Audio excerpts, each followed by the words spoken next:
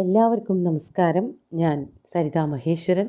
ഇന്ന് ശ്രീകൃഷ്ണവിലാസ മഹാകാവ്യത്തിൻ്റെ 11ാമത്തെ സർഗത്തിലെ 70, 71, 72 എന്നീ 3 ശ്ലോകങ്ങൾ നമുക്ക് പഠിക്കാം. 3 ശ്ലോകങ്ങളിലും അനുഷ്ടുപ്പ് വൃത്തമാണുള്ളത്. ഇവിടെ ശ്രീകൃഷ്ണൻ്റെയും സത്യയുടെയും വിവാഹത്തിൻ്റെ ചടങ്ങുകൾ വിസ്തരിച്ച് വർണ്ണിക്കുകയാണ് കവി ചെയ്യണത്. നമുക്ക് ആദ്യം 70ാമത്തെ ശ്ലോകം നോക്കാം. ഹുദാശന ശിഖാവധ്വാ കപോല പ്രതിബിംബിത കർണാഭരണതാം നീതാ നന്വീയുശ്ചൂതവല്ലവാൻ. ആദ്യം ശ്ലോകത്തിൻ്റെ പദങ്ങൾ ഏതൊക്കെയാണ്, പദച്ഛേദം എങ്ങനെയാണെന്ന് നോക്കാം. ഹുദാശന ശിഖ വധ്വാഹ കപോല പ്രതിബിംബിതാഹ കർണാഭരണതാം നീതാഹ നനു ഈയു ചൂതവല്ലവാൻ. ആ വിവാഹ ചടങ്ങിലെ ചില ഭാഗങ്ങളാണ് പറയണത്. വധ്വാഹ കപോല പ്രതിബിംബിതാഹ ഹുദാശന ശിഖാഹ. വധുവും വരനും ഹോമകുണ്ഡത്തിൽ അഗ്നി ജ്വലിപ്പിച്ചതിന് തൊട്ട് പിന്നിലായിട്ട്, അല്ലെങ്കിൽ അതിന് അഗ്നിക്ക് അഭിമുഖമായിട്ടാണ് ഇരിക്കുന്നത്. അഗ്നിയുടെ നാളങ്ങളുടെ ശോഭ രണ്ടുപേരുടെയും മുഖത്ത് നല്ലവണ്ണം പ്രതിഫലിക്കുന്നുണ്ട്. അതിൽ വധുവിൻ്റെ മുഖത്ത് ശോഭ, അഗ്നിയുടെ തീയിൻ്റെ ശോഭ വരണത് എങ്ങനെയാണെന്നാണ് കവി പറയണത്.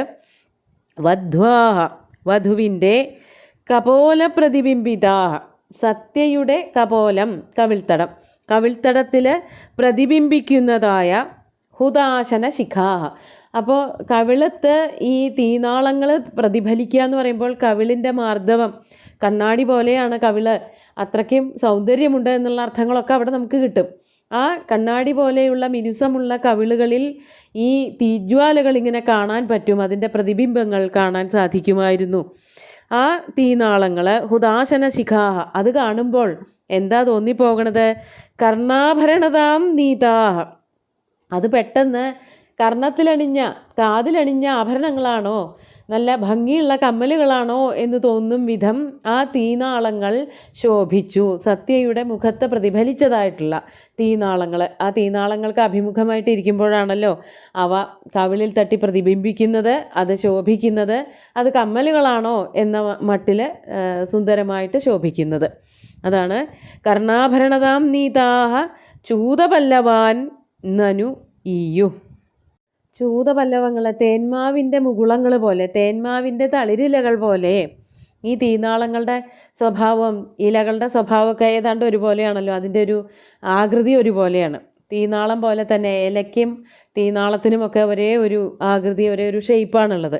അപ്പോൾ ഇവിടെ കവി പറയാണ്, കാതിൽ ചൂതപല്ലവങ്ങൾ അണിഞ്ഞതാണോ, നല്ല തിളങ്ങുന്ന ചൂതപല്ലവങ്ങളാണോ അണിഞ്ഞിരിക്കുന്നത് എന്നതുപോലെ ഒരു ചുവപ്പും മഞ്ഞയും നിറത്തോടു കൂടിയതായ തീനാളങ്ങളുടെ പ്രതിബിംബങ്ങൾ സത്യയുടെ കവിളുകളിൽ ശോഭിച്ചു എന്നാണ് പറയണത്.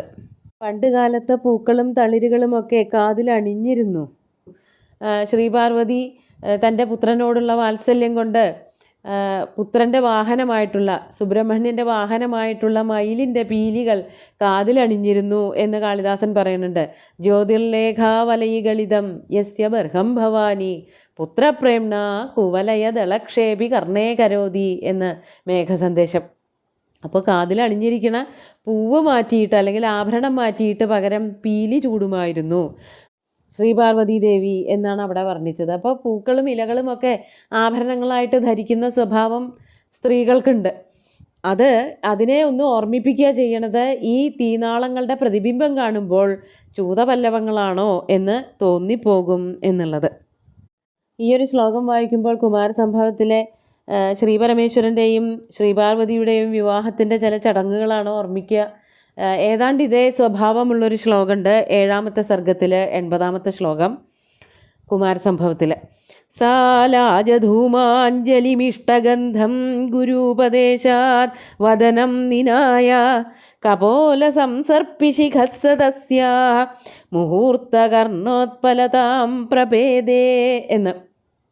വിവാഹത്തിൽ മലർഹോമം ചടങ്ങുണ്ടായിരുന്നു. അത് വളരെ വിധിപൂർവകമായിട്ടുള്ള വിവാഹമാണ്. അപ്പോൾ ഈ മലർഹോമം കഴിയുമ്പോൾ, ഈ ഹോമം കഴിയുമ്പോൾ അതിൽ നിന്നുണ്ടാകുന്നൊരു പുകയുണ്ട്. അത് നമ്മുടെ മൂക്കിനോട് അടുപ്പിക്കണം, വധുവും വരനും ഒക്കെ അത് ശ്വസിക്കണം. അത് വളരെ നല്ലതാണ് ആരോഗ്യത്തിന്, അതിൻ്റെ ഗന്ധം നല്ലതാണെന്നുള്ളത് കൊണ്ട് പുരോഹിതൻ പറയുകയാണ് ശ്രീപാർവതിയോട് അതൊന്ന് വാസനിക്കണമെന്ന്. അങ്ങനെ പറയണത് കേട്ടിട്ട് ലാജധൂമാഞ്ജലിയും ഇഷ്ടഗന്ധം, നല്ല വാസനയുണ്ട് ഈ മലരിങ്ങനെ തീയിൽ കിടന്ന് പൊട്ടിത്തെറിക്കുമ്പോൾ. ആ വാസന അതാ പുകയോട് കൂടിയിട്ട് ശ്രീപാർവതി മൂക്കിൻ്റെ അടുത്തേക്ക് കൊണ്ടുവന്നു. അതാണ് ഗുരൂപദേശാത് വദനം നിനായ, മുഖത്തേക്ക് ഇങ്ങനെ നമ്മൾ വിളക്കൊക്കെ കൊളുത്തുമ്പോൾ അതിങ്ങനെ മുഖത്തേക്ക് അത് കൊള്ളിക്കുന്നത് പോലെ ഈ പുകയും കൊള്ളിച്ചു. അപ്പോൾ ആ പുക എന്താ ചെയ്തത്? കപോല സംസർപ്പിശിഖസദസ്യ മുഹൂർത്തകർണോത്പലതാം പ്രഭേദേ. ആ നീല നിറത്തിലുള്ള പുക കുറച്ചു നേരം ഭഗവതിയുടെ ശ്രീപാർവതിയുടെ കാതിൽ ഒരു കമ്മൽ പോലെ തങ്ങി നിന്നിട്ട് പിന്നെ അങ്ങോട്ട് ലയിച്ചു പോയി. അപ്പോൾ ആ പുക പോലും ശ്രീപാർവതിയെ അലങ്കരിക്കുകയാണ് ഉണ്ടായത് എന്ന് കാളിദാസൻ അവിടെ പറഞ്ഞപ്പോൾ ഇവിടെ തീനാളങ്ങളുടെ ശോഭയാണ് സത്യയുടെ മുഖത്തിൻ്റെ സൗന്ദര്യം വർദ്ധിപ്പിച്ചത് എന്നാണ് സുകുമാരകവി പറയണത്. ഇതിനൊക്കെ ധാരാളം സാദൃശ്യങ്ങൾ കാണാൻ പറ്റും. ഇനിയും വരുന്നുണ്ട്. നമുക്കിനി 71ാമത്തെ ശ്ലോകം നോക്കാം. പ്രയോഗകുശലോ യദ്യദാദിദേശ പുരോഹിത തത്തത്കർമാകരോത്കൃഷ്ണ സ്മയമാനേന ചേതസ. ആദ്യം പദച്ഛേദം പറയാം. പ്രയോഗകുശല യദ്യത് ആദിദേശ പുരോഹിത തത്തത്കർമ്മ അകരോത് കൃഷ്ണ സ്മയമാനേന ചേതസ.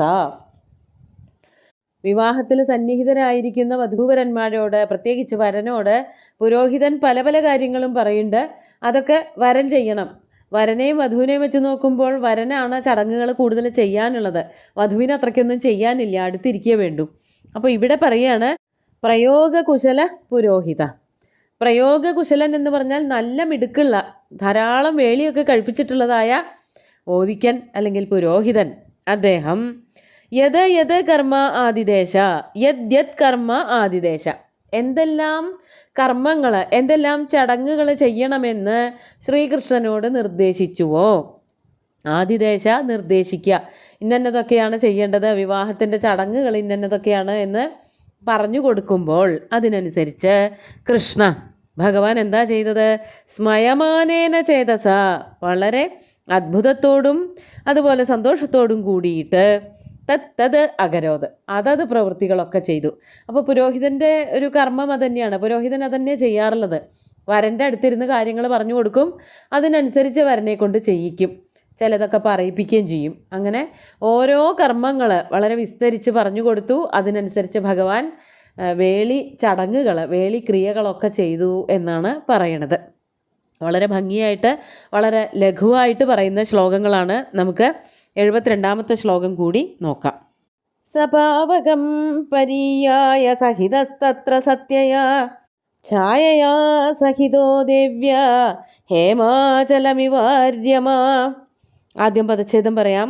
സ പാവകം പരീയായ സഹിത തത്ര സത്യയാ ഛായയാ സഹിത ദേവ്യ ഹേമാചലം ഇവ അര്യമാ. ഇവിടെ വിവാഹത്തിന് വേണ്ടിയിട്ട്, വിവാഹത്തിലെ ചടങ്ങുകൾ ചെയ്യുമ്പോൾ അഗ്നിയെ പ്രദക്ഷിണം വയ്ക്കും. ആ പ്രദക്ഷിണത്തിനെ പറ്റിയിട്ടാണ് പറയണത്. തത്ര സഹ, തത്ര എന്ന് വെച്ചാൽ ആ വിവാഹ മണ്ഡപത്തിൽ, സഹ ശ്രീകൃഷ്ണൻ സത്യയാ സഹിത, സത്യയോട് കൂടിയിട്ട്, ഭാര്യയോട് കൂടിയിട്ട്, പാവകം പരീയായ, പാവകനെ അഗ്നിയെ പ്രദക്ഷിണം വച്ചു. പരീയായ എന്ന് പറഞ്ഞാൽ പ്രദക്ഷിണം വച്ചിട്ട് വധുവായിട്ടുള്ള സത്യയോട് കൂടിയിട്ട് സത്യയുടെ കയ്യും പിടിച്ചുകൊണ്ട് അഗ്നിയെ വലം വയ്ക്കാറുണ്ട്. അഗ്നി സാക്ഷികമായിട്ടുള്ള വിവാഹമാണ്. എല്ലാ ചടങ്ങുകൾക്കും അഗ്നി സാക്ഷിയായിട്ടുണ്ടാവണം. അതായത് കൈ പിടിക്കുമ്പോഴും പ്രദക്ഷിണം വയ്ക്കുമ്പോഴും ഓരോ ചടങ്ങുകൾ ചെയ്യുമ്പോഴും തൊട്ടു മുമ്പിൽ അഗ്നിയാണ് ഉണ്ടാവുക. ആ അഗ്നിയെ ചേർത്തുകൊണ്ട് ചെയ്യിക്കുക മാത്രമേ പുരോഹിതൻ്റെ കർമ്മമുള്ളൂ. പക്ഷേ ചെയ്യണ പ്രവൃത്തികൾ മുഴുവനും സാക്ഷിയായിട്ട്, അതിന് മുഴുവനും സാക്ഷിയായിട്ട് വരണത് ഭഗവാൻ ജാതവേദസ് തന്നെയാണ്. അപ്പോൾ ഇവിടെ പ്രദക്ഷിണം വയ്ക്കുകയാണ്. സത്യയാ സഹിത പാവകം പരീയായ, പാവകനെ അഗ്നിയെ പ്രദക്ഷിണം വച്ചപ്പോൾ എന്തുപോലെ, ആരെപ്പോലെ തോന്നി എന്നാണ് കവി പറയണത്. ദേവ്യാ ഛായയാ സഹിത, ദേവിയായ ഛായയോട് കൂടിയിട്ട്. ഛായ എന്ന് പറഞ്ഞാൽ സൂര്യൻ്റെ പത്നിയാണ്. സൂര്യൻ്റെ പത്നിയായിട്ടുള്ള ഛായയോട് കൂടിയിട്ട് സൂര്യൻ ആരെ പ്രദക്ഷിണം വയ്ക്കുന്നത് പോലെയാണ്. ദേവ്യ ഛായയാ സഹിത ഹേമാചലം അര്യമാ ഇവ ആസീത്. ആസീത് എന്ന് ഇവിടെ പറഞ്ഞിട്ടില്ല, നമ്മൾ കൂട്ടിച്ചേർത്ത് പറയാണ്. തൻ്റെ പത്നിയായിട്ടുള്ള ഛായയോട് കൂടിയിട്ട് അര്യമാവ് സൂര്യൻ ഹേമാചലത്തെ പ്രദക്ഷിണം വച്ചതുപോലെ. ഹേമാചലത്തെ എന്നുള്ളത് ഇവിടെ അഗ്നിയാണ്, സൂര്യനായിട്ട് ചേർച്ച ശ്രീകൃഷ്ണനാണ്.